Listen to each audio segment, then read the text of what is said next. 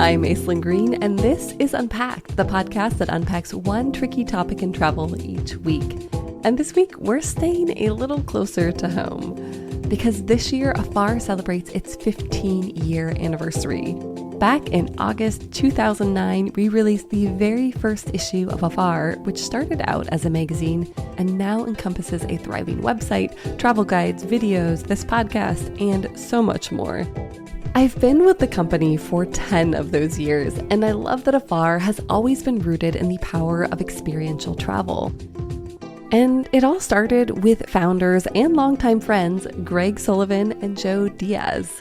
They dreamed up the idea of a travel media company for travelers who embrace local culture and the realities of travel, while actually embodying those values on a 5-week trip through India. Today, you'll hear that story straight from Greg and Joe.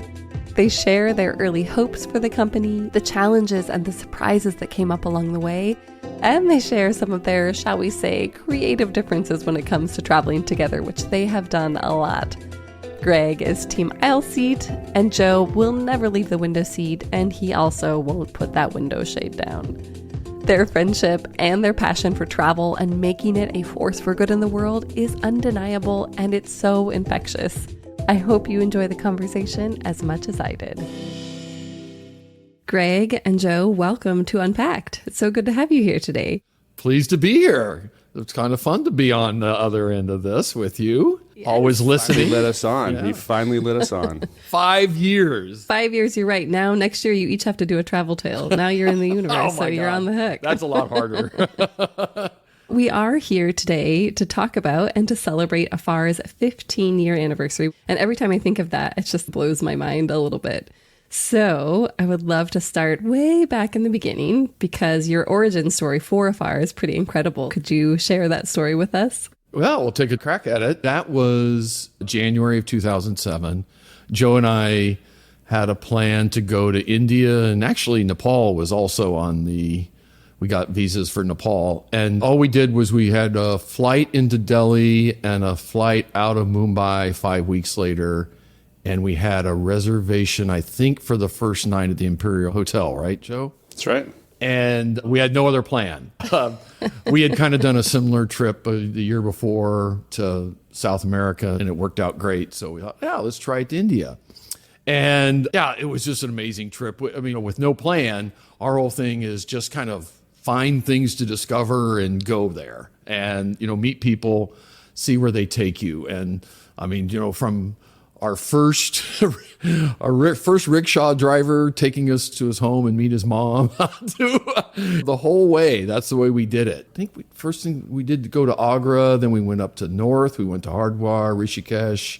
There, Joe met a Swami at the Ananda Hotel, and he said we had to go to see his guru at his school down in Pune, and we did that and went to school for a few days. I mean, just that kind of like real happenstantial, go deep, see where it takes you kind of trip that really got us out of our comfort zone and just, really transported us. And at the end, basically, we went to Goa and we finally kind of let our hair down. We drinking Kingfisher beers, might have had something illegal, and reflecting back on the trip, just like, wow, this was so cool. And like, gosh, more people need to travel like this. And maybe this is something we should do, try to inspire other people to travel like this. Came up with, taglines. I think it was, what was it? Reach beyond, travel, look within. It was beyond travel, explore the world, reach within. Oh. These are very good, you guys. Yeah. Did you know right then that you wanted to do a magazine, or were you just thinking, oh, we'll inspire people somehow? You know how it is. It's one of those, like, you're sitting on a beach having beers and smoking some ganja, and you think you got the world's best idea, and then you wake up the next morning generally, and you're like, oh my God, that was the dumbest thing we could have ever come up with. But when we got up the next morning, we're like, it's still not a bad idea, and let's kind of flesh this out. So that's what we did, was we got back to the States. Oh, Joe, you got to tell them first. I forgot this part of the story. They lost our luggage. We didn't have luggage the whole 5 weeks we were in India. We had Indian clothes made, and you guys, wow. I I didn't know that part. Oh, the tailoring was amazing. I wish I still had those shorts. We get back and, what do you do after you come up with a great idea and you know nothing about the business that you're thinking about entering? You go to Amazon.com and buy How to Start magazine books. And so that's literally what we did. I think we bought like 3 or 4 books, and like 3 of them were written by editors and 1 was written by an accountant. And Greg and I were like, well, we really got to make this a business. Like maybe we read the accountant's book first. So his book was How to Start a Magazine, and he helped start the magazine for the magazine industry and even helped launch Playboy with Hugh Hefner. And so we went and met him, and this guy was an old timer and, talking about his Rolodex. And that's literally where it started. And then we started making phone calls, getting the team together. And, 15 years later, here we are. Here we are. And the magazine we're still producing the magazine. Exactly. Still producing. Well, it, thank God we really weren't that good at learning the book that we read. We really, fortunately, found some people that were very good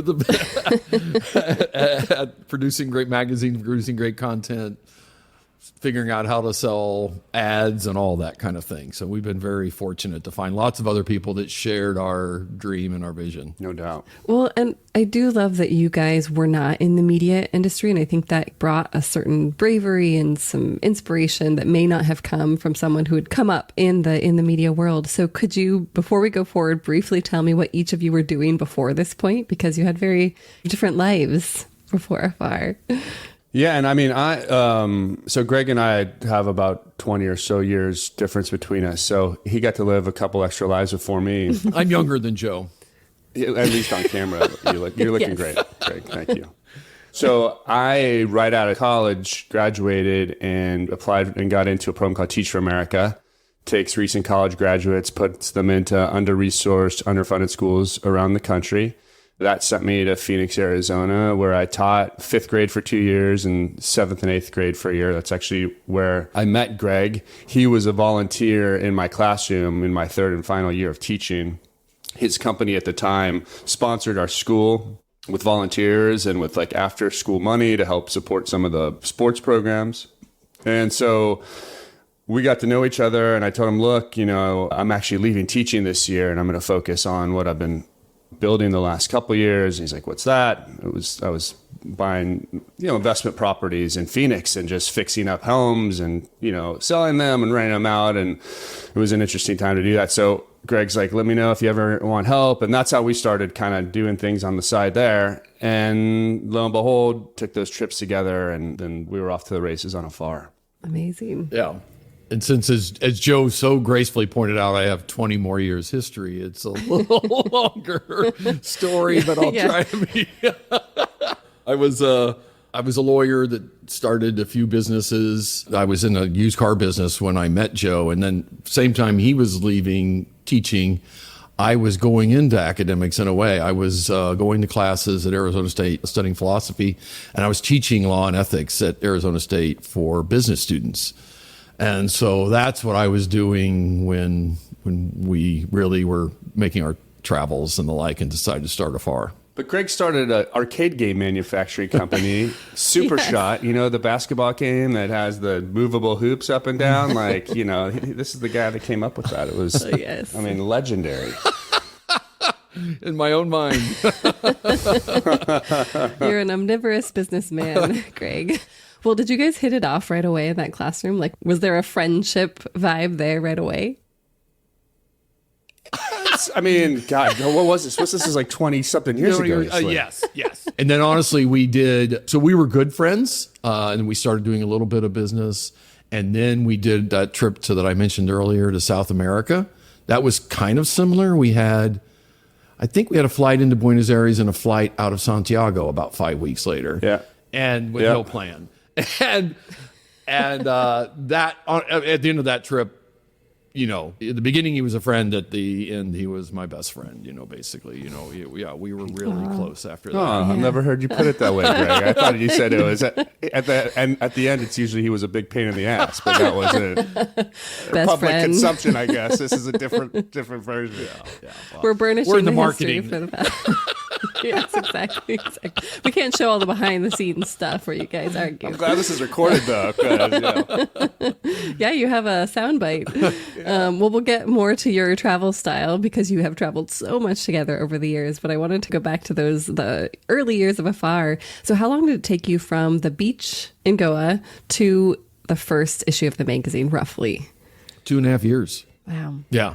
We spent basically the balance of 2007 writing our own kind of plan, thinking about what we're going to do, meeting various people, going to conferences, that kind of thing. And then it's kind of same time, we both moved from Arizona to San Francisco, and we started to find people in San Francisco that really shared the vision and shared the dream. And that was in 2008. You know, Julia, our editor-in-chief, and a couple others wrote our editorial plan.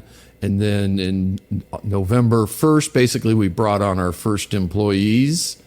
And then, you know, it was 10 months later than that, we had our first issue. And early on, you know, Afar was all about experiential travel, which was not really talked about at the time. It feels like now it's kind of everywhere and what everyone does. But how did you see yourselves as different? Like, what were you offering to people that wasn't present in the travel landscape at that time? So I think, you know, we didn't mention this in the India piece, but when we were there, we were just kind of thinking about, man, we've just met all of these incredible people and gotten to their homes and gotten to their businesses and being able to see the world through their eyes and literally off of the tour bus and sitting at kitchen tables. And I think, like you mentioned, like we came at it from a different place. And I think where we came at it from was like, how can content media serve me as a curious, open-minded, consider myself a global citizen where travel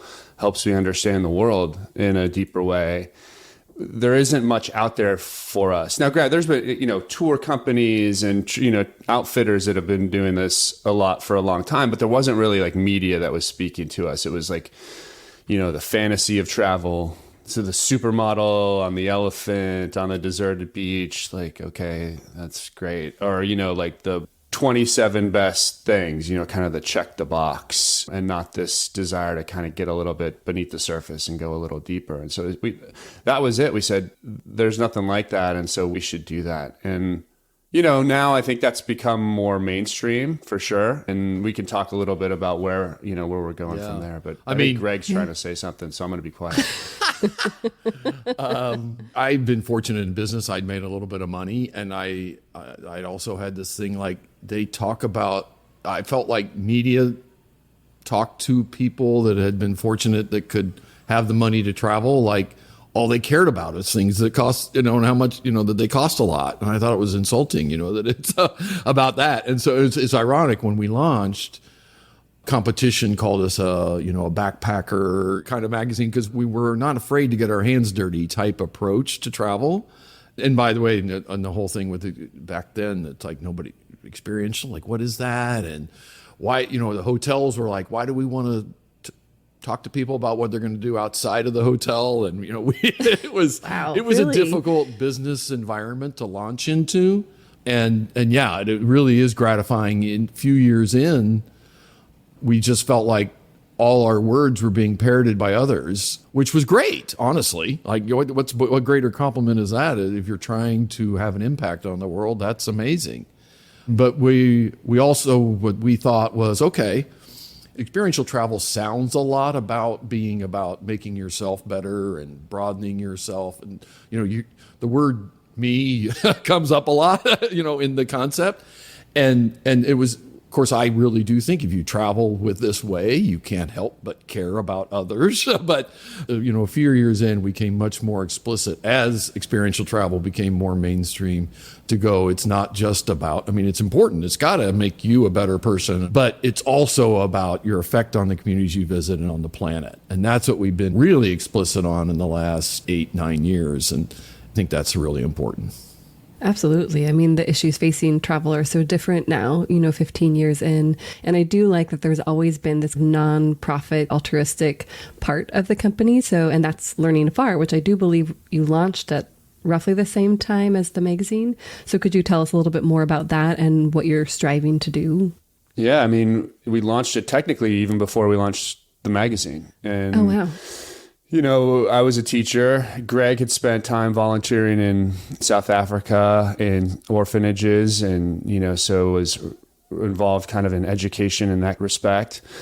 I grew up, my mom worked for the Marriott for 25 years. We had just a lot of people from around the world always coming through the house. So when she used to tell me that travel is the best form of education, it didn't ring hollow because I could see it coming through our front door on the weekends. And, you know, when I was teaching, I had a class of my first year, 34 kids, all of them Hispanic, 8 monolingual Spanish speakers. All my parents spoke only Spanish except for one.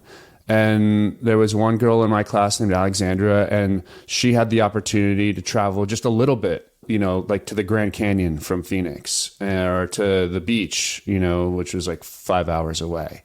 All the other kids didn't get to leave their neighborhoods. You know, they lived in these like 2 mile by 2 mile square neighborhoods. And the way that she related to me and the questions she asked and how she saw herself was just very different than the way other students were able to see themselves. And both Greg and I felt this. We experienced it. We lived it and taught it in these environments. And we understood that there is this transformational power that travel can have when done with this mindset that we're kind of talking about. And, you know, this idea that travel starts the second you leave your front door. And if you're curious and you're open-minded and you're willing to go outside your comfort zone just a little bit every single day, that can create some incredible opportunities for yourself and the people around you. And so this was the whole idea around Learning Afar. Let's get young people out in the world who normally would never have a chance to travel. Let's get them to experience a place and then come back and make an impact on the places in which they live. And started in 2009, and you know, we've grown the program, and like our big dream is, especially for today, I mean, I've been saying this for a long time, but today I think it rings even more true than it ever has. Like, imagine if 1 million of our high school students every year traveled in this kind of way where they'd study about a place and its issues and themselves, and then they'd go for like a week and contribute to those places and grow spiritually and as individuals, and then they come back and share that with their communities in all the ways that they're going to be able to share. Like, imagine if that happened every year with 1 million students. Like, the conversations that we would have together, the stuff that we would see on the news that we would find important would be very different than the shit that's out there today and that we are forced to watch and be bombarded with. And so we'd be able to elevate our conversations in our society. And at the end of the day, that's like the big, like, why are you doing this? Because we believe that that's where it can go if we continue to do the work that we're doing. And it is it's one of the most rewarding things we do when the students come back from those trips and we get to hear their stories. I mean, all of us, we all believe in the power of travel, but, you know, we're very fortunate. We get to travel a lot. And although we get a thrill every time and we grow every time and all that, it's nothing like hearing somebody that has done it for their first time. I'm a basket case in tears every time it happens. Yeah, we have these annual company meetings, and there's usually someone who comes and talks about Learning Afar and either brings students or shares stories. And I feel like there's not a dry eye in the house when that happens. That's like the most meaningful moment for most people, most employees, I think. Well, so back at the beginning, did you have a, you know, quote unquote 15-year plan? Did you have an idea of where this was going to go? No. No, 15-year plan. I think some of our first employees were having bets. They're like, what's the over-under on how long this thing's going to last? Oh, and then the bet, I think 6 months was as long as people would bet. Simpkins was like, it's 6 months. That's it. I've got a 6-month runway, and then I got to find another job to support the family. Everyone's saving the pennies. Well, what has surprised you? So we're still here, and there was a pandemic that threw a wonderful wrench into all of that. What has surprised you the most over the years? I mean, lots of things. But just how much people really believe in this idea, and, just being able to experience that with our core team who like live and breathe this every day, and to like sit there now. You mentioned our company meetings where we now have, 55, 60 people attending. Just how much everybody rallies around the idea and rallies around each other. And that's been for me pretty darn cool to see how everyone just kind of comes together around something that started the way that it did. So that's one big thing. And then I'd say the other one is just not only our team, but like this idea and these values and this mindset and this way of travel. It's attracting this audience that's like values driven, believes in the power of travel, wants to use travel as a way to grow themselves and make a positive impact in the world.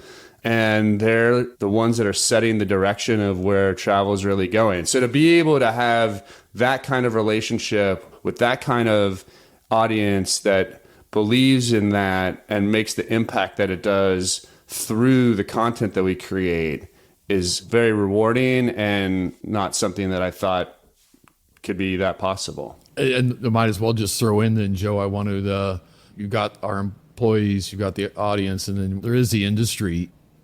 I've been in like 4 or 5 industries. There's nothing like the travel industry. It is, the people are, I go back to when we launched. Getting anybody to give us a dime in advertising was almost impossible. Joe was spending all his time trying to do that. And a lot of people are like, you're crazy.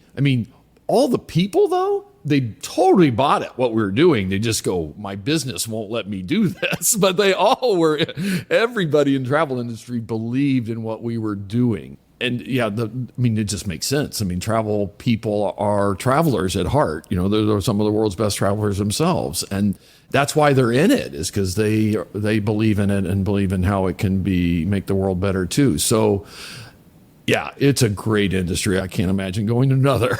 And how have you seen the industry change in general? And then how did it change to enable Afar to be successful, essentially? That experiential did become more and more mainstream. It just started, they heard it from us and they started hearing it more and more. And it's like, yes, all travelers were like, hey, I'm not going just for the hotel experience. I'm not going just, I want to understand the people and cultures of the places I'm visiting, Like I said, the employees knew it, but the businesses had to see the demand. And so they responded. And then therefore we became something they could justifiably work with. And it's interesting, I was kind of going, I already kind of went through that we made this transition from just experiential travel to this all-encompassing, enriching yourself, benefiting the communities you visit and making the world better. That once again, that's where the individuals that run travel industry business want to do, because they all know that. They're looking 30 years out and they know these are the things they have to do. They, some sense, are waiting for the travelers to make it financially viable for them to do all the things they need to do to help do that. Yeah. And Afar is leading the way and leading those conversations and really sticking to our values.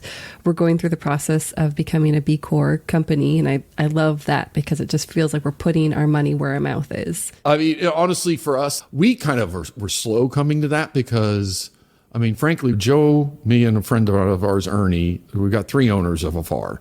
And we've always run the business, with this mindset. And I was like, why do I need a B Corp to tell other people that we're doing it? We know we're running this business to have a positive impact on the world and on the individuals that we reach and the like.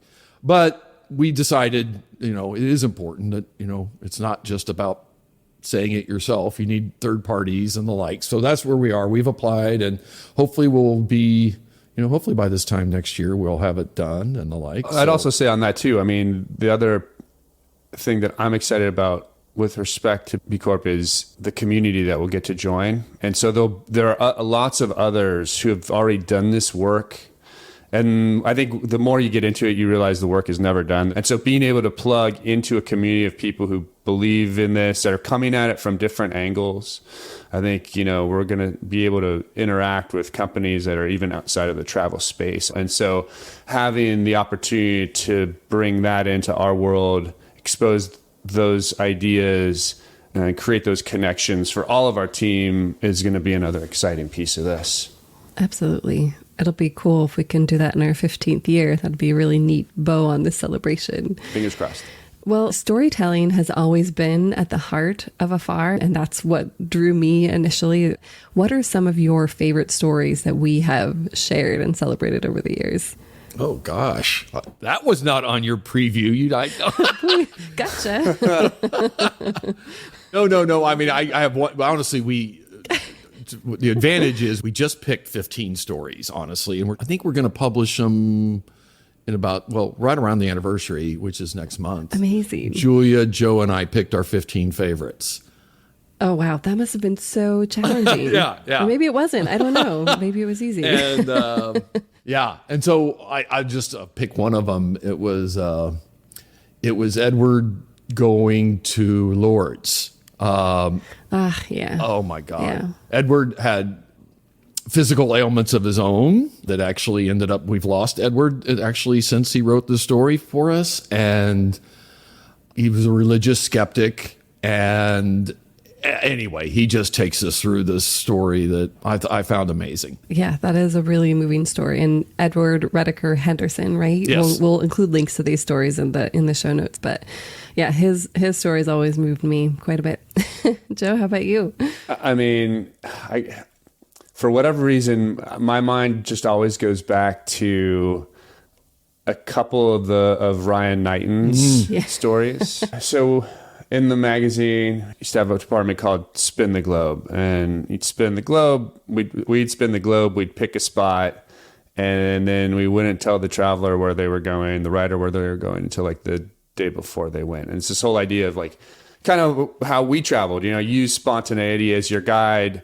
You're going to have your experience. We don't want to edit that. We'll edit kind of your words, but you go have an experience and see what happens. And so like we spin the globe.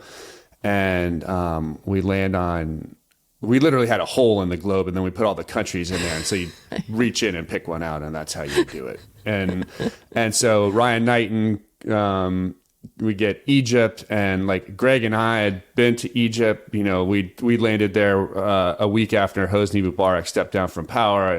That's a whole other story. But like, for those who don't know Ryan, he's visually impaired, like he's blind. And so to send a blind man on a trip by himself to Egypt, which is not the most ADA friendly country in the world, and Cairo not being, sidewalk stop and start, like, pieces of, a telephone pole hanging out in the middle of the, it's just not easy.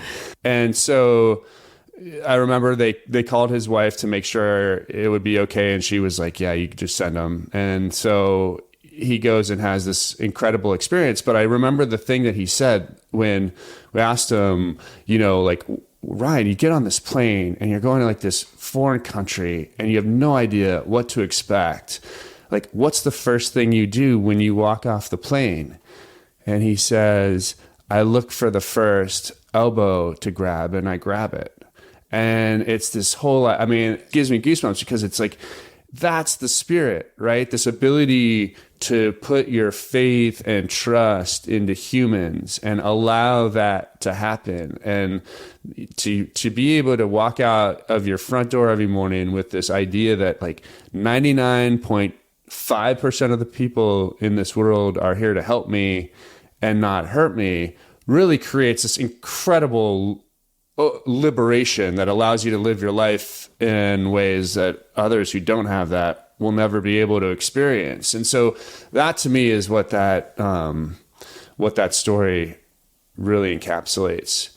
I'd say the second one by him was when we took him on a safari, and the whole idea of like a blind man on a safari, you're like, well, isn't that's like the most visually stimulating experience in the world practically, but his ability to interpret everything through his paradigm, you know, through the way that he looks at the world was so incredible to us. Just the ability to zero in on smells and how he described those, and to zero in on sounds of, like, you know, comparing elephant feet to being football when they're stepping on the ground, being footballs, like being flattened and all the air stomped out of them, made us literally see safari in such a different way. So I think those two stories just really hit on some of the core values and intentions of what we try to do in our storytelling for our travelers. Well, Ryan did a travel tale last year about how he's a surfer, you know, and he went to Hawaii and learned how to surf the breaks there. And he was saying when we did an interview that for him, a place is not really a place, it's the person, because it's all about the guide and whether that guide can make the place come to life. And so he was like, you know, it's not Maui, I can't remember the name of his guy, but it's that guy is Maui for him. And I thought that was such an interesting, you know, he always helps you kind of reframe how you think about travel. I love that. He's very good at that. 100%. And that reminds me too of, like, people when they tell me, oh, I've been to that place already. And I'm like, you've been there, but, you know, you had a set of experiences. That'd be like your experience if you went back. Right? So that's why I've never gotten into the country counting, none of that. It's like, what does that mean? You've done some experiences, but you don't know a country because you landed there once and left 7 days later. Yeah, Our litmus test is like, all right, so you've been to 150 countries, whoopee, you know, how many kitchen tables in those countries have you been able to sit at? You know, and it's like, oh, well, I didn't sit at any. I was at the Emirates lounge, and, you know, it's like, well, okay, that's sorry, Charlie, but that's not really what we're talking about here. Even though Emirates lounge is very nice. Oh, it's beautiful. It's beautiful. And we do love those things. We want the lounge and then the dining table with the friends, new friends.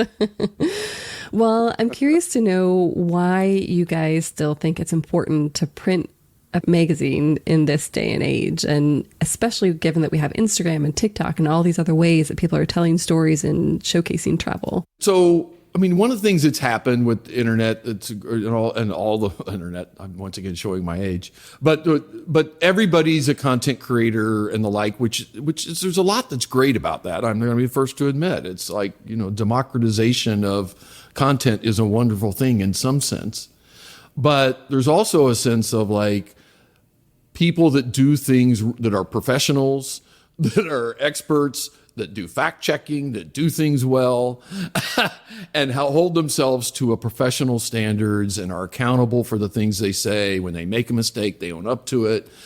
All those kinds of things. And honestly, I think magazine is part of that, to me, is part of, like, holding ourselves to a higher standard. We're not just putting stuff, you know, zeros and ones out into the world. We're putting facts and statements and opinions and professional design and the like out into the world. And that's part of our way of saying it. You know, one of our early taglines was travel deeper. And I think that's still so appropriate. You know, there's only so much you can say on Instagram, not to knock it in any way, but, you know, we have the opportunity to go deeper with a print story or a digital feature or even a podcast.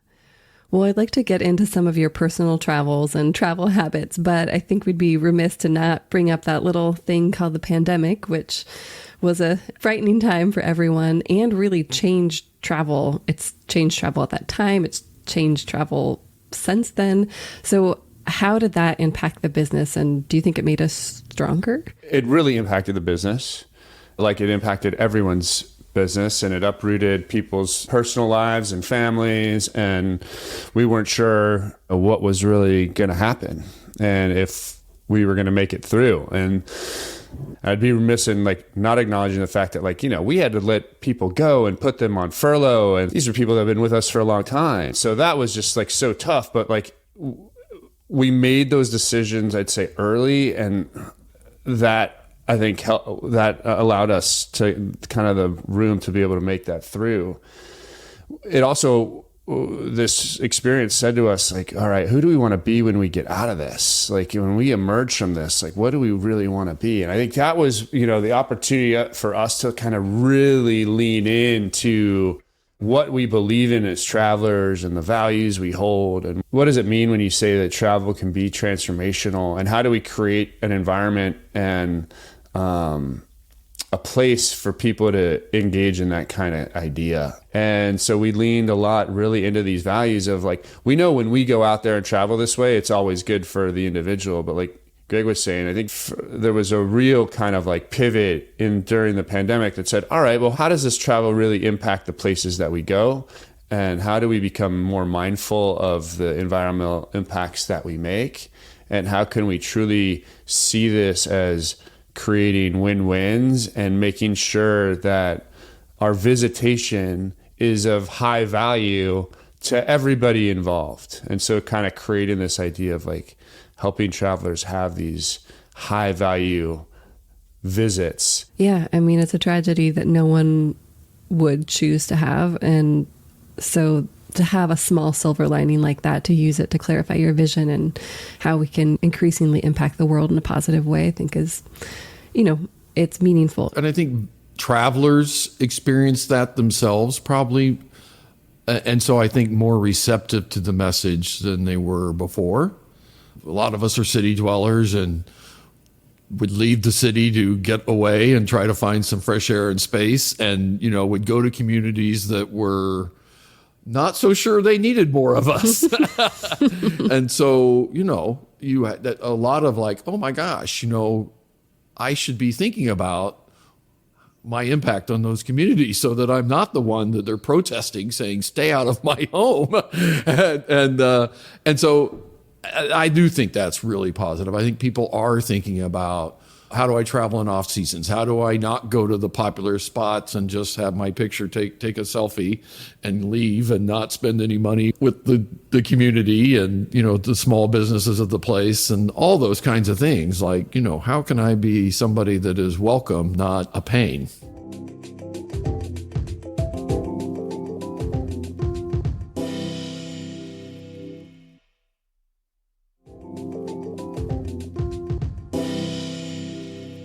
You guys travel a phenomenal amount and you travel together quite a bit. So over the years, how many trips do you think that you have taken together, if you had to guess? Gosh, I had no idea. But I mean, is it three? Do you think it's 3-digit? Could be. Yeah, probably. I mean, it was a lot, especially early on. Now Joe has a 4.5-year-old and a wife, so it's slowed down recently. But yeah, we'll get it back up there. Yeah. Mm-hmm. Well, what are some of your favorite trips that you've taken over the years together? Well, those first two, there were more, but I already mentioned South America and India. Yeah. He mentioned Egypt, and that was pretty amazing. I had been to Egypt about 3 years before, not with Joe, and I was fascinated when the revolution started. I was glued to the TV, and when Hosni Mubarak announced he was resigning and Tahrir Square was full, I was like, oh my God, we've got to be there. I've got to be there. And so I was like, I'm going to go. I'm leaving tomorrow. Can you go? He was like, yeah. And so we bought tickets. And honestly, it turned out not to be as, the Berlin Wall moment I was hoping it would be. But, it was this really important thing that like it's a chance to be at history. But it was like their travel industry is going to go through a really hard time. We're now in the travel industry. This is 2 years into Afar, or this is 2011. I was like, maybe we can be helpful. Let's figure it out. Let's go there. And so we get on plane, literally. I think we flew to London and then we took an Egypt Air flight from London down. There was, I think, 3 people on our flight. Nobody was going to Cairo. We go to the Four Seasons Hotel. I think there were 3 people in a 250-room hotel, and I think they all worked for CNN. It was, nobody was there. No Westerners. And it was just amazing. And it was like, first of all, that was kind of also the first realization of like the power of being in the media, having travel media people. We just reached out and had people just go, oh my God, you're here. It's amazing. I got to introduce you to this. We met some of the founders of the revolution. We met Supreme Court Justice. We met film producers, Minister of Tourism. Everybody was like, God, nobody's here, and you're here to try to be supportive of us. We want to meet you. And so, we were really busy. And the 1 week anniversary of Mubarak resigning, they had a celebration in Tahrir Square, and I think the estimates was there were 3.5 million people there, and we were, once again, other than CNN employees, we were the only Westerners there, and probably the only ones who didn't speak Arabic, and it was amazing. And people were climbing up, carrying Egypt flags, climbing up on every statue. And it was just so amazing. The tourism department had somebody that came with us, and we asked, because I do remember I asked somebody, like, they had this guy up speaking, and most of the speeches were just exuberance and enthusiasm. This one guy was kind of ranting, and I was like, what's he saying? And it was like, oh, he's not saying very good things about the United States of America.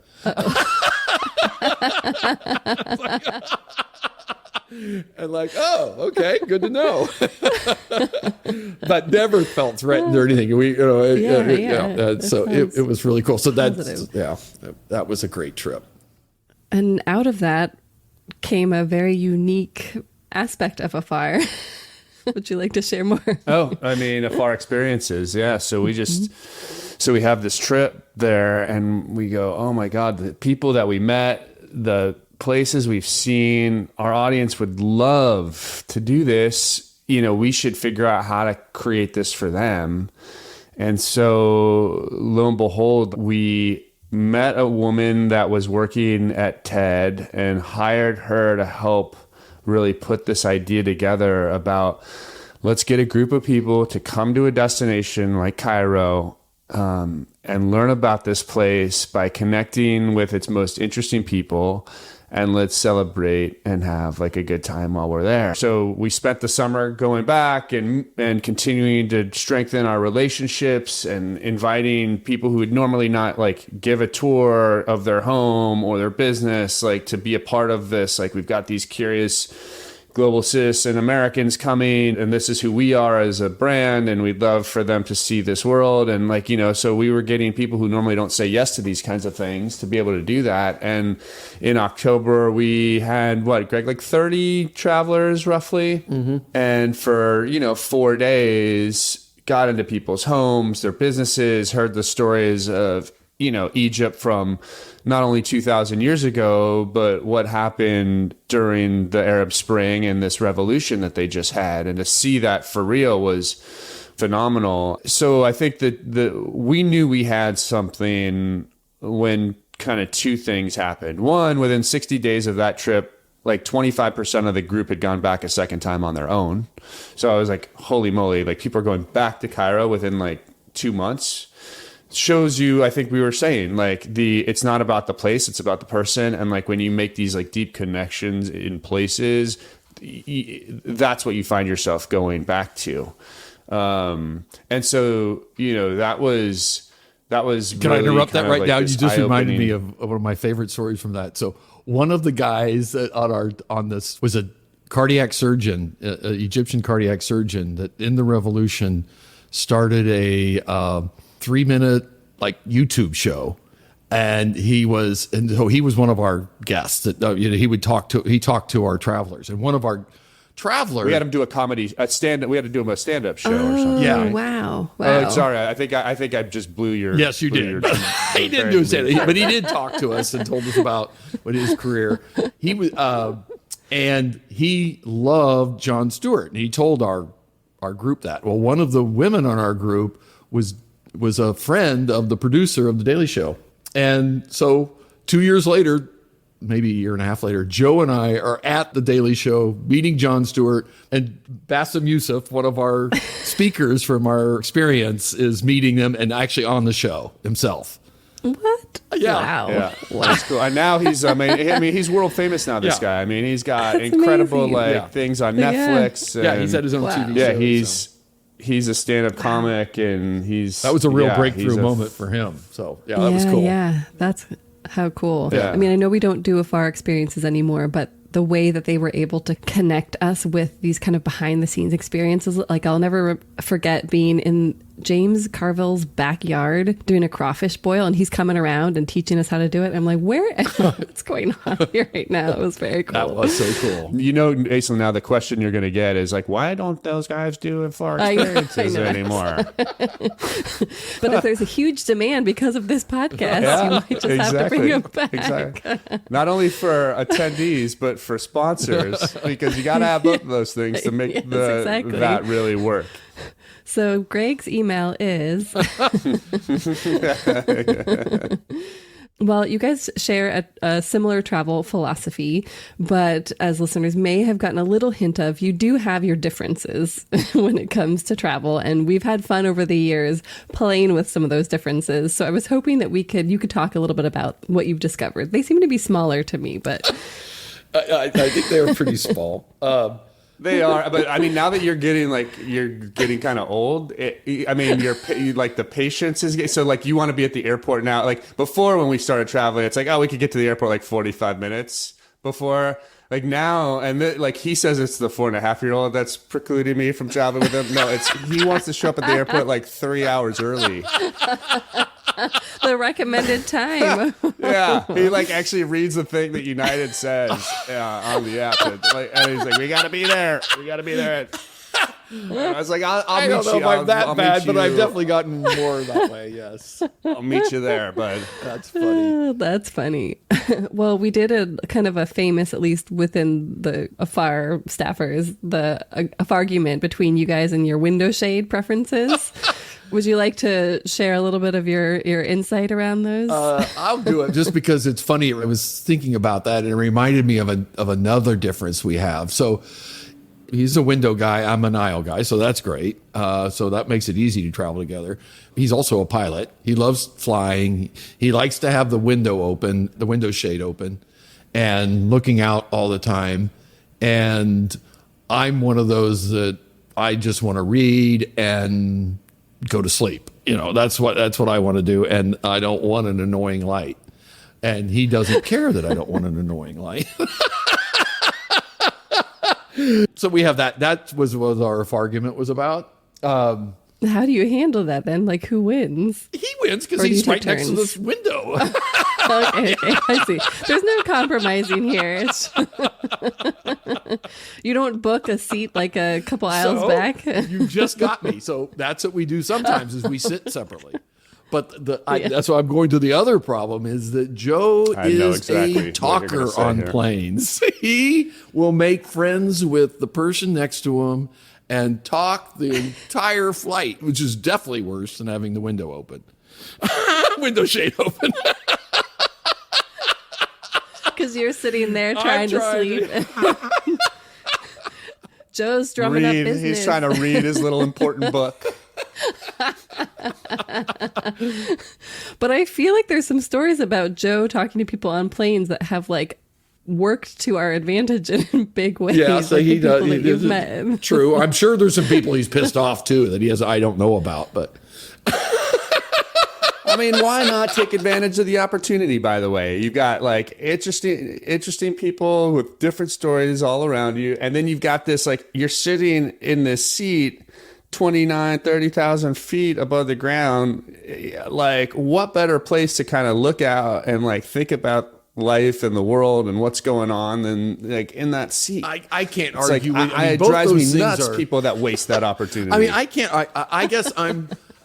I view, so it's funny. He views the experience starting when he gets on the plane. I get it when after we land, you know. And interesting. Yeah, but and I can't argue his approach. Both valid. Yeah. I wouldn't say that. I don't go that far. Well, I'm with you on the window shade, but my problem with talking to people, and I'm kind of hit or miss with this, is that I don't want to talk the whole time. And so there's that awkward, like, how do you stop? And then how do you start the movie and how do you read your book? Like, do you have any tips? I think you just got to be bold. You got to be bold. You either just put the headphones back in, be like, hey, I'm just going to do this now, and you just put them back in, or, There's no slowly backing away. You're just like, bye. Yeah, it's like good talking. Hey, I'm going to catch up on this now. So Joe is telling this as if this is what he does. This is what people do to him is what he really means. This is what he's learned over the Yeah, they go like cold turkey on me. And I'm like, oh, that's effective. Like, but wait. Oh, his headphones noise canceling are in. And he just put an eye shade on. Okay, maybe I'll just wait till he gets up. Oh my God. Oh, great. That was great, Greg. Thank you for pointing that out. All right. Well, I was hoping that we could try something. I don't know if this will work, but a quick rapid fire. So let's start with, well, we already answered this question, but window or aisle? I'm aisle. I'm a window. All right. Recline your seat or no? I'm reclined, though I do want to be considerate. So I do try to be considerate, but I prefer to recline. I just do what's comfortable, and so it doesn't matter. I'm not as considerate about reclining. If I'm going to recline, I'm going to recline and deal with it. But I don't what always if somebody recline. in front of you reclines? That's fine. How do you then feel I about probably then I tell them to push their seat back up. No, I'm just kidding. I don't. Then I'll that's more likely to recline. If someone else is reclining, you got to recline. Yes. And then there's the laptop question, but we won't get into that. Okay. Checked bag or carry-on? So ever since that trip to India when we lost our clothes for 6 weeks, I have always been a carry-on. I had been a carry-on until the pandemic. And now I'm just kind of like, you know what? I mean, it depends on the trip, but checking luggage allows me the ability to not have to think as carefully about what goes in the bag and how tightly I wrap it. And so, if you've got like loyalty on airlines, then I don't have to pay for the luggage, I'll probably go that route and check it. So Joe and I did. We used to travel with very small, backpacks. Right? And now Joe doesn't only check, he checks an armoire.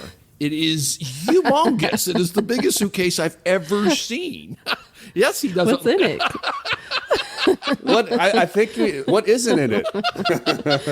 So, Greg, would you wait for him at baggage claim or no? You're off starting your trip. Oh, no, I wait. But I do complain and bitch the whole time, yes. Good. That seems fitting. Okay. Well, what's in that armoire? Packing cubes, rolls, or layers? I definitely am a packing cube guy, and I roll inside the packing cubes. Oh my gosh, layers. He also uses cellophane to avoid wrinkles. This is for your nice shirts. If you don't want to have to deal with the wrinkles, you pack them in cellophane. What I'm loving that hotels are starting to do now is they're getting rid of the irons and they're just putting in the steamers. The steamers. Because I'll turn on the hot shower and hang it in the shower to get the wrinkles out. But now they've got the steamers, and that's a pro move right there by the hotels. Yeah, I just had that for the first time at the Dewberry in Charleston, and I was like, wow. And I bought one as a result. I was like, I love it. All right, Greg, did you answer? Did you say what you do? Oh, I just cram. And it's filthy. It's filthy. He will take his like shirts that he's supposed to put on his body, and he'll wrap them around his shoes that go onto the. Yeah. Oh, no. Joe's a hygienic person. I am not.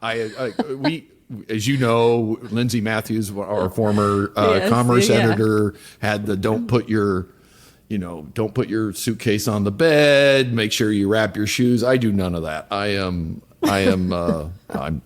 not very good at any of that. I just fold and cram. The shirt around the shoe. No, I don't. That's a new one. They are next to each other. The shoe is pressing against my shirt. You might as well wrap it like a burrito. Yeah, it's kind of the same thing then. All right, we'll move on. Mountains or ocean? That's impossible. It just depends. It depends. I love them both. Yeah. I live near the ocean, which I do love, but I guess I'd have to say I'm a mountain guy. Yeah, okay. And souvenirs, yay or nay, for other people? Nay. I'm not a seriously nay person. I don't like to get them. I don't like to give them. Okay, noted. Duly noted. Having a 4-year-old makes it tough to be a non-souvenir person, and it's even tougher to figure out what the heck you bring back. And so I'm always looking for good ideas on things that aren't just, kind of tchotchke, but have like a connection to the place. And sometimes I don't execute, and so I get in trouble when I get home. Sometimes like I just did Wimbledon a couple weeks ago, and somebody, people are like, bring me back something from Wimbledon. I go, well, by the way, it's online. If you, you don't have to go to Wimbledon to get a Wimbledon T-shirt. What, they want like a tennis ball? Oh, okay. And by the way, you'll get one that you like if you choose it versus having me pick one. But it's just, I am not a stuff person. I don't need more stuff in my life. I don't know why more people need more stuff in their life. It is not my thing. And you don't have room for it either. Joe might have room. All right. Last question. This is a more serious question, but what do you hope for the future of Afar? That's a big question. Greg, you have something? I have something I could say, but I was really going to wait for you to say something better. I'd love to hear. I'd love to hear what you have to say. 'Cause I think everyone would at this point. I honestly, I don't. Yeah, my thing is, I just hope we're connecting with more people and in a more regular way. I love what we do, and we're just trying to figure out a way to connect with people where they want to hear from us. Whether that's on social media, on podcasts, through email. How can we connect with them and help get them to think, travel better, live better, and we always want to continue trying to be a good prod to the industry to get better too.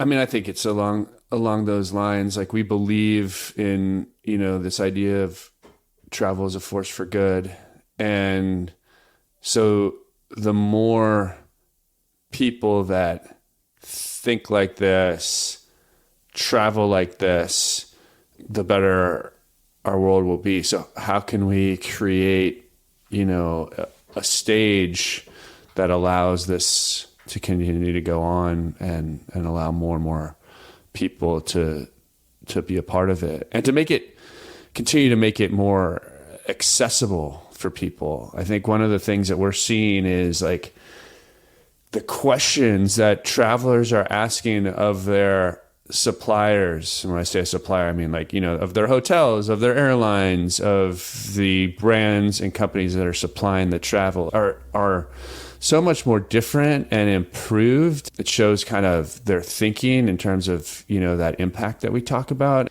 The more people are asking about, how hotels handle their food waste, or how well they pay their employees, or how much of the money that I'm giving to this tour operator or this hotel is staying inside the country or staying inside that community where I'm traveling.